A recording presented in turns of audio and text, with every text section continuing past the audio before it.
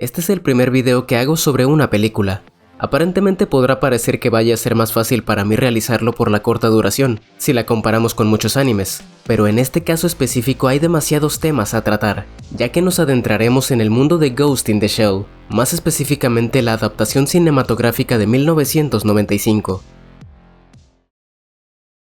El año es 2029, y nos ubicamos en una ciudad que ha tenido avances tecnológicos enormes. Tanto es así que ahora las personas pueden cambiar partes de su cuerpo por unas artificiales, o cibernéticas. Y no lo dicen explícitamente en el filme, pero se puede entender que los cerebros también se pueden modificar hasta cierto punto. En esta sociedad al estilo cyberpunk aparece un hacker al que llaman Puppet Master, que podría traducirse como titiritero, y que es capaz de acceder a los recuerdos y modificarlos, o incluso borrarlos. Es entonces que se le asigna a la mayor Motoko Kusanagi, junto a sus compañeros de la sección 9, la misión de detener a este peligroso individuo.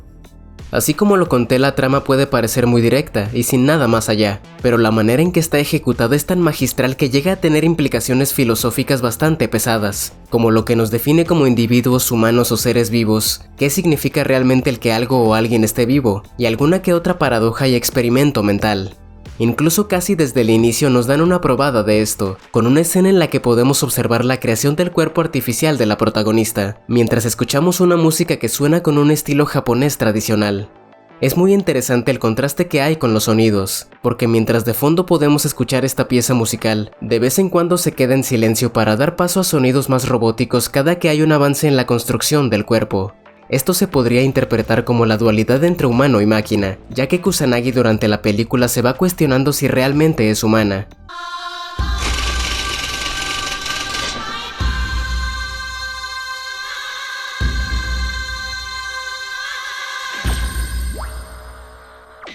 De hecho, tiene un pequeño debate con uno de sus compañeros, Batou, en el que ella se cuestiona sobre sí misma si no es más que un cuerpo artificial con un cerebro electrónico creado específicamente para cumplir las funciones y el papel que su entorno le ha establecido, pensando que su antiguo yo, es decir, el verdadero cuerpo y cerebro, haya muerto hace mucho tiempo, o que incluso ni siquiera haya existido una verdadera Motoko Kusanagi. Su compañero entonces le dice que sí es humana, porque tiene tejido cerebral debajo de su cubierta de titanio. Sin embargo, ella contraargumenta que nadie ha visto jamás su propio cerebro, y soltando una frase muy interesante.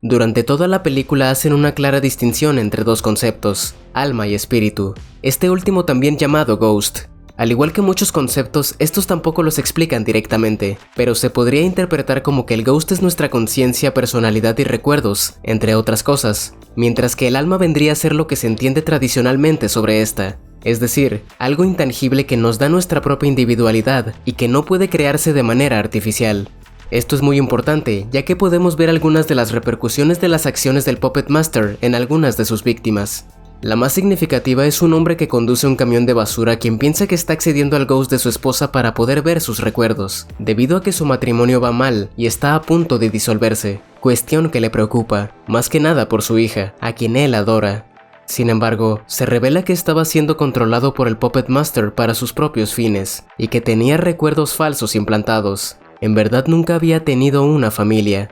Una escena que muestra lo duro de esto es cuando este hombre le enseña a su compañero de trabajo una foto de su hija, pero este no quiere verla, y tampoco nos la muestran a nosotros como espectadores. Pero una vez que es capturado e interrogado, se le muestra la imagen que le había enseñado a su compañero, y en ella solo aparece él mismo, dándonos a entender con esto que el Puppet Master puede incluso modificar la percepción de la realidad de sus víctimas. Al darse cuenta de todo esto queda devastado, y pregunta si pueden hacer algo al respecto, pero lamentablemente le responden que con su tecnología no hay nada que puedan hacer para ayudarlo, así teniendo él que vivir el resto de sus días con unas memorias que nunca fueron reales. Esto da que pensar, porque por ejemplo, existen ciertas sustancias que pueden llegar a alterar tus sentidos, cambiando parcial o completamente lo que podrías llegar a ver o escuchar, y te hace reflexionar sobre lo frágil que es nuestra percepción de las cosas.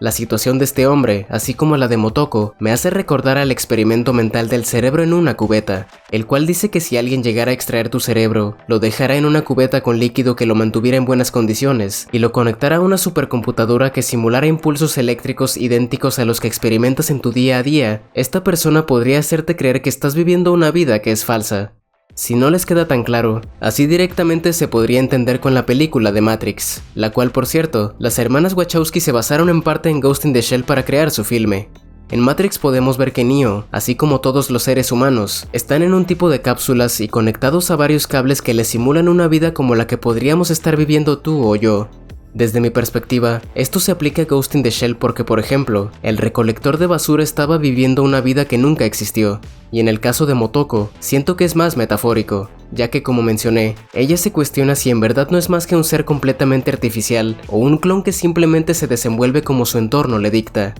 Es increíblemente profunda toda esta cuestión existencial que se abarca a lo largo de la película, porque si te pones a pensar, ¿qué realmente es lo que nos define como un individuo? ¿Acaso lo tangible como nuestro rostro y voz? ¿O algo más intangible como son nuestros recuerdos, ambiciones o incluso algo a lo que podríamos llamarle alma? Y si ese es el caso, entonces al modificar aunque sea un poco de eso, ¿dejaríamos de ser nosotros mismos? Traigo esta cuestión porque, como había mencionado, en este mundo es posible alterar lo relacionado con el ghost de una persona, debido a que varios aspectos como los recuerdos se pueden exteriorizar en forma de datos. Y en ese caso, al verlo de esa manera, ¿qué nos diferencia de una computadora?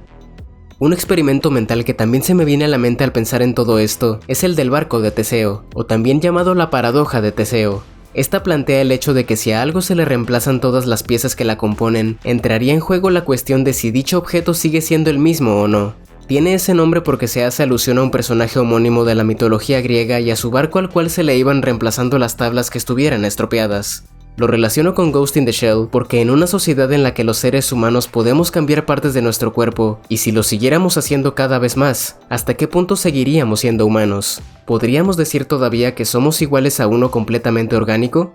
Y algo incluso aún más profundo es el hecho de que cuando capturan al Puppet Master, este se nombra a sí mismo como una forma de vida autónoma, a lo que los presentes inmediatamente cuestionan lo que dijo, ya que se revela que este en verdad es una inteligencia artificial creada por la sección 6 y que adquirió autoconciencia. Durante esta escena primero le dicen que solo es un programa que intenta protegerse a sí mismo, a lo que el Puppet Master contesta que los seres humanos podrían verse de esa misma manera, ya que el ADN de nuestras células no es más que un programa que intenta autopreservarse. También en dicha escena le exigen que muestre pruebas de que realmente es un ser vivo, a lo que argumenta que tal acción es imposible, debido a que ni siquiera la ciencia moderna es capaz de definir lo que es la vida. Y pienso que tiene razón desde cierto punto de vista, porque ¿qué es lo que define que algo o alguien esté vivo? ¿Acaso con el simple hecho de que tenga células en su organismo o que esté hecho a base de carbono igual que nosotros? Entonces, ¿qué pasaría en el hipotético caso de que descubramos alguna otra forma de vida que no esté constituida así y que incluso se pueda comunicar con nosotros?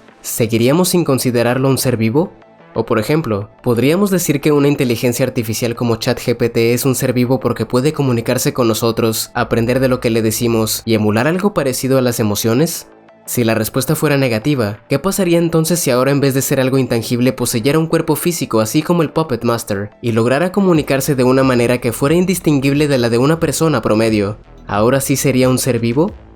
Realmente son bastantes las cuestiones filosóficas que incluso te podrían causar más de una crisis existencial si te agarra descuidado, pero siento que son realmente valiosas esas implicaciones que plantea, porque nos hace cuestionar más allá de lo que percibimos con nuestros sentidos y que damos por hecho. Y además, en mi opinión, esta obra tiene aún más valor porque logra hacerlo en un largometraje bastante entretenido y que no te cansas de ver, aunque en parte quizá también tenga que ver el hecho de que es un filme de una duración no muy extensa, siendo esta de 1 hora y 22 minutos. Me sorprende que en tan solo 82 minutos plantee tantas cuestiones, y además en una obra que tiene más de 30 años.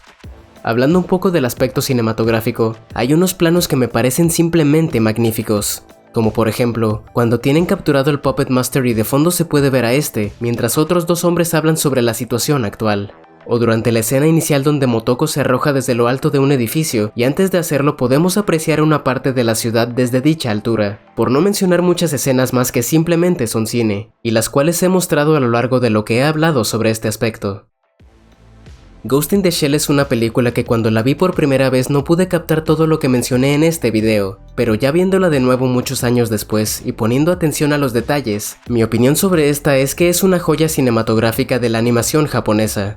No he leído el manga en el que se basa, pero por lo poco que sé, parece ser que ambas versiones varían bastante, basándose esta adaptación más en los aspectos filosóficos y teniendo un tono más serio. Sin duda Ghost in the Shell es una obra audiovisual que pasó a la historia, y que si eres alguien que le gusta lo relacionado a las cuestiones filosóficas, definitivamente esta es una película que tienes que ver, porque hace algo que no muchos largometrajes animados hacen: el hacernos cuestionar aspectos sobre nosotros mismos como especie y como individuos, o incluso situaciones que podrías experimentar en tu día a día. Y para mí esto siempre es algo muy valioso de ver en una obra de ficción.